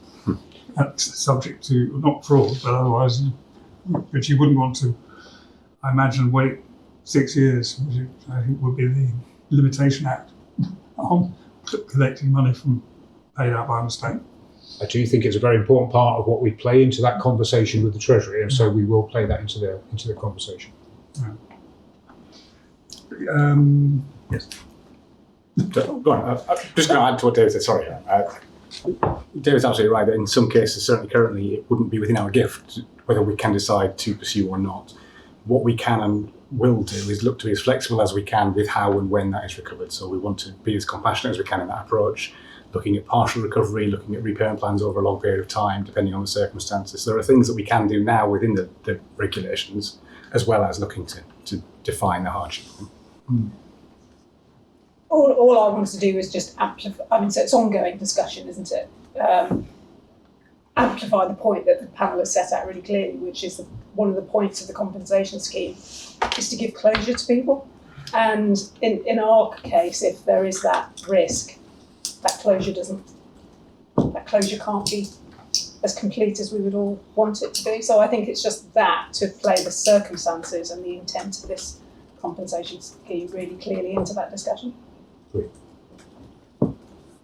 Yes. Yeah, I want to thank Mohammed, because without this paper we wouldn't have had this discussion, and we wouldn't have moved towards the possibility of having a policy. That just shows the absolute value of what you're doing and your proposal. So thank you very much indeed. Can I ask who at the moment is bearing in mind that the regulation does have a discretion, and even that this is managing public money has an exception. What's the governance within our organisation for a decision about whether an overpayment is reclaimed or not? Do we have is there a system for that?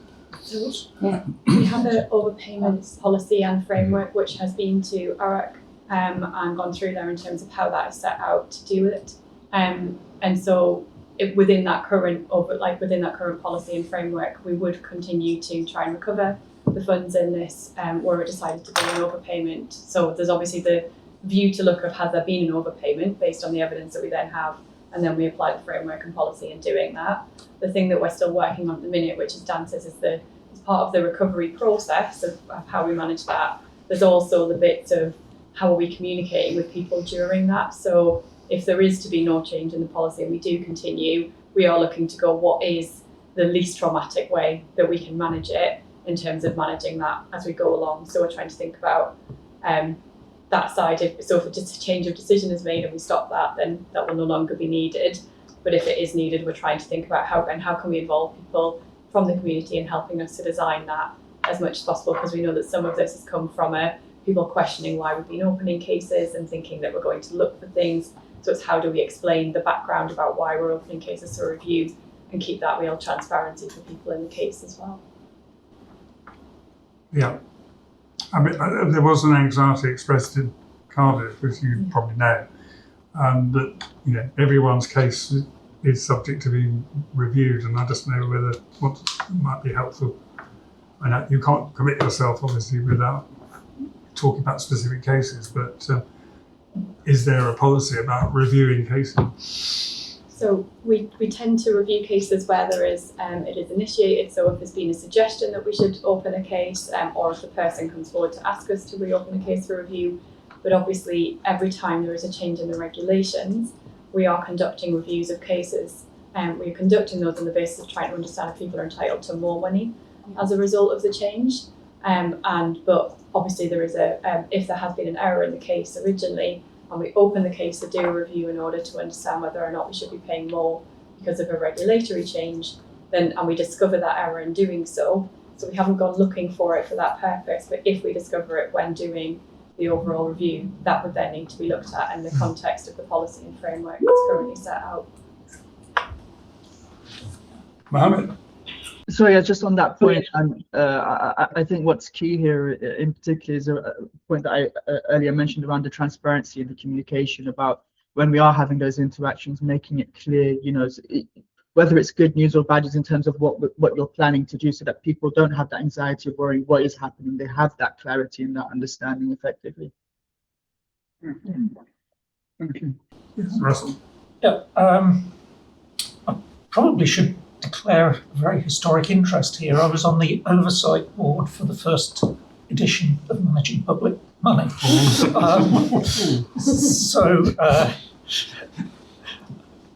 Having got that out the way, thank you very much, Mohammed and the panel. It is a very interesting, thorough paper. Yes, I think we should be looking to apply flexibility where we can, recognising that at the moment that is quite limited without the effective consent of Cabinet Office and or Treasury. But I would also just like to make the point that at the highest level, the sort of mistake, if that's what it is, can lead to a difference of getting close to £1 million.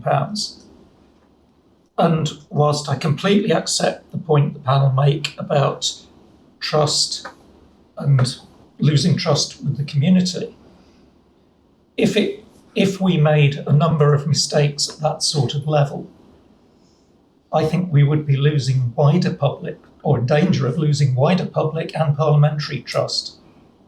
So I think there is a balance in the thinking that we need to work through quite carefully in any revision to what we currently do. Yeah. So there you are, Mohammed. You got the answer is we're looking into it, but I think the point has been taken on board entirely that whatever the outcome, we need to focus on transparency so the position is made clear. Yep. Mohammed, through your paper you raised another fair few points as well. So one of them is on the claim manager annual leave or leave position as well. So I'm happy to share that with CAP so you can have a look to see what our process is. We think it's pretty good, but always welcome to feedback if you think that there's any gaps in there that we might be able to improve. And I noticed there's quite a bit as well around capacity planning and performance. So I don't know if you've got your next CAP agenda sorted yet, Helen, but that sort of lies in my area as well. So I'd be quite happy to come along and talk to CAP about that and show you how we actually do that planning and see what your thoughts are around that too. Just put that offer out there. That'd be really helpful, thank you. Thanks. And yeah, and just on a couple of the other points that are in the paper, I think you talk as the panel about engagement with the clinical advisory panel. As I say, the panel's still in the process of being appointed, but I think people very much expressed from the clinical panel that they would want that interaction as well. And as we talked about earlier around the ethics panel, I think we're really keen to think about those as kind of panels that can operate jointly and can advise the board and be talking to each other effectively. So I think we're really supportive of that. And I think also plans are in the works for that kind of website visibility, that CAP visibility in terms of what's going on and where the papers are. So to reassure you, I think we've heard that and we'll pick it up. Mm-hmm. So would you like to say anything about the communications engagement piece? I think the role of the CAP, as well as with the user consultants, is such an important part of making sure that we are getting the communications right, the tone, the style, and we just really welcome thoughts from the CAP on whether or not there are things that we're missing that we could do more of. So I think, apologies, Mohammed, I'm only 3 weeks in, so I don't want to overpromise and under-deliver for you, but just kind of understanding if there are things that we should do differently or do better that you think would resonate better with the community, because yourselves and Jason, Susan and Claire are that really important voice of the community, and getting your views on those things is going to mean that we can clear up kind of misunderstandings, we can help, myth bust if we think that people are getting confused over, one thing or another. So I'd be really interested in working more closely with you and the CAP going forward. Definitely, and I think that's something in our last meeting was quite important and something that we discussed at length, and particularly some recommendations around how we're communicating sort of documents and evidentiary standards and things like that in terms of what's required for claims, and making that sort of more transparent. So there's lots of things that we raised, and we can definitely talk more on that. Thank you. I think if it's helpful as well, just to say on the trauma-informed practice, we have a presentation that some of my team have put together from a service design perspective of how we go about embedding trauma-informed standards and how we are building out the design, the development of the service. We're also trying to do more to make that quite visible in and around the office in Newcastle. So the next CAP meeting that's in Newcastle, we could definitely cover some of that off as well. And I know that Cindy's team, in terms of the training, the work that's been done to embed it in all of the different training and learning and development materials might be useful to share, because I think what we're really conscious of is, much as we put quite focus on making sure that we're doing that across the piece, there'll definitely be more that we can learn. So it'd be good to get, I suppose, share with you what we do have and hear your perspectives of what more we could be adding into it. David, have we looked at all at the suggestion of a dashboard, an operational dashboard? Well, I think we're in the process of building one for QFPC, so I think that would seem like the logical thing to share with. Yeah. Okay. Anything else you'd like to add to the conversation at this stage? That's all from my side. Thank you very much. Right. Well, thank you and your colleagues for some very hard work here. And we look forward to And do carry on chasing us about things you don't think you've heard back about. I'm sure you will. But thank you. So then, carrying on with a theme, we come to the feedback and concerns mechanism, shorthand for which is the mechanism. David, we have what is, I think, a first of this type of paper. Would you like to introduce it? Thank you, Chair. Yes, so in one of the inquiry recommendations was that there should be a mechanism. I do think we should find a more self-explanatory title for it, which made transparent how people's queries and concerns about the scheme and its delivery were being listened to and responded to. We have, because it is a joint venture with the Cabinet Office, we have agreed with the Cabinet Office about how we will do this. It builds on the work we had already been doing about publishing a quarterly digest as to what people had said to us. So we had already started to publish the things that we had heard from the community and others about the delivery of the scheme. And we now have a mechanism in place which allows us to show all of the queries we have had under the mechanism, whether we have responded to them because they are about the delivery of the scheme, whether we have passed them on to the Cabinet Office because they're about the design of the scheme, or whether actually it's a bit of both, whether it's about the design of the scheme and its delivery, in which case we respond jointly. We also now publish quarterly the themes that emerged from that mechanism. And this is now the second of those quarterly publications. The first was for quarter one, January to March, and the one that is attached to this paper is for quarter two, April to June, and both are available on our website. I'll summarise the key themes. There's obviously more detail in the document than I will go through now, and talk a little bit about what we've got in response to them as well. So one of the key themes was about pace and prioritisation, and in particular about the sequencing of living infected, deceased infected and affected cohorts. Now, I think we spent a good deal of this meeting talking about the business plan. It's covered a lot of the content in there today, including our expectation that in the course of this financial year, we expect to get to a decision for all of the living infected never compensated and all of the deceased infected, and to have progressed a more substantial number of the affected than we have already. So I hope that today's session and the agreement of the business plan and its publication will go some way towards answering a lot of those questions. There was a second theme, which was about the challenges of obtaining medical evidence and relevant NHS records. This is not a new emergent theme. This is a theme that has been around for a little while. The first thing I'll say on this is, when your claim starts, your claims manager will support you in getting all of the information that you need. So you may have information yourself that you will provide.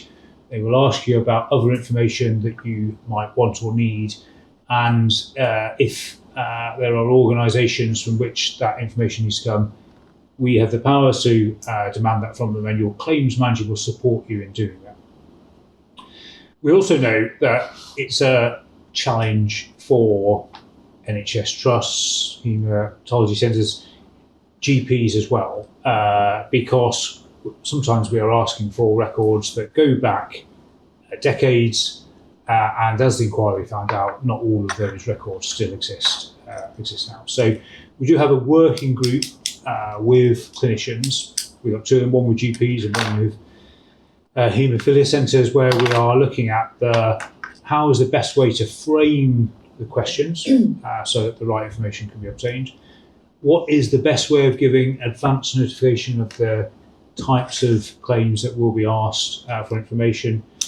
And also we've been working with the NHSs to ask them how can they best support clinicians who already have a busy day job and demanding time to be able to provide that. We're yet to find a single clinician who isn't incredibly keen to provide the records. It is a logistical challenge, and it is something that they have to do on top of an already busy day job. So we are asking the NHSs about how's the best way of supporting them to do that too.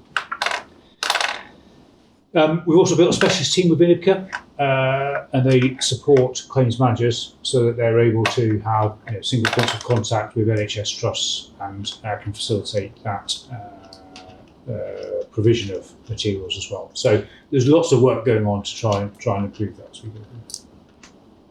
There was a third theme about navigating probate and people's concerns about this. I think it's worth establishing, first of all, that that is a legal requirement. It is set out in the regulations that probate is required, or confirmation in Scotland, in order to be able to have a claim paid. So it is something that has to happen. Celine talked earlier on in response to Mohammed about some of the things that are going on about helping to do that. And also we have published some more guidance, particularly around deceased infected cohort, to help clarify that as well. And then the final thing I would say on the probate, we do know that it is expensive. It costs, and for eligible claims, we will reimburse up to £1,500 in legal costs for obtaining probate. So it's there as well. I'll do two more themes if I can, Robert. There is, as you can imagine, quite a lot that we receive in each quarter. But if I cover two more before pausing, there was also a theme around accessibility concerns about digital inclusion, and in particular around the process of clearing identity verification. Specifically, people who don't have a passport, and how do they go about doing it. The first thing I stress on this is, for those people who can go through one login for identity verification, and I think the rate is something like 70%, is that right, Celine, at the moment? It's difficult to work out the exact amount with it in terms of how it moves through, but what we are finding is that those who are going through, we're getting 75% up to high confidence. Very good. That is the fastest route to get through identity verification. For those who can do it, I would recommend it. It's the fastest route of doing it. For those who can't, we will support you. Either tell us or ring us, and we will find a way of supporting you to get through that. But for those of you who can manage identity verification through one login, it's the fastest route of doing it. But that support is there, so please do use it.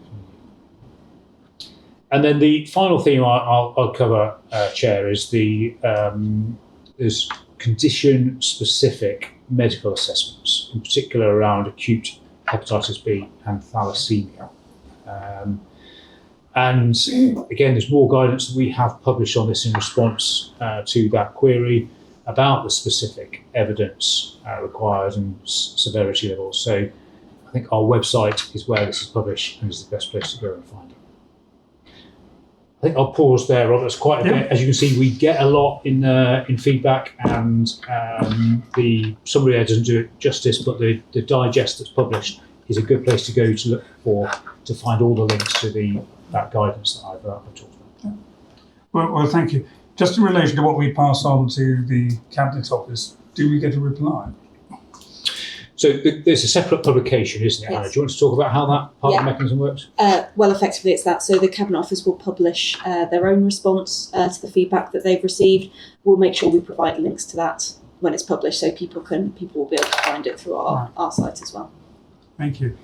So does anyone have any comment on our bit of it, as it were? Rob? Yeah, thank you. Don't take this the wrong way, but I think the story that you tell is so good that the way we present it is too dry. And we need to be a bit more ambitious about what the response mechanism might involve. And I've said this before, but we should be using a podcast, for example, for you to have a discussion with Mohammed about these issues, in which people can hear directly from you or other people that we heard last night or today, fabulous communicators about what is being done, rather than for it just to be a dry written response mechanism. So I think, we can be bolder about being confident about what is being done. I think it's a very helpful suggestion, Rob. Mohammed, I think you and I have just been volunteered. But it's a good point, seriously taken, and we will look at how we can do this in a richer way than we have. I agree. Thank you for volunteering, Rob, to take part. James, you've got anything to add, bearing in mind this is a joint venture? That's nothing. Any questions? No? Well, thank you very much, David, and we'll look forward to the next quarter's event. And of course, in that time, there may be some feedback on how we're doing in terms of communicating. So that, I think, brings us to the end, unless I'm wrong, of the public agenda of the meeting. It does. It does, and our next meeting will be on the 3rd of November. 3rd of November. Look forward to that. So I will formally close the public meeting and thank everyone for their attendance. Thank you. Thank you.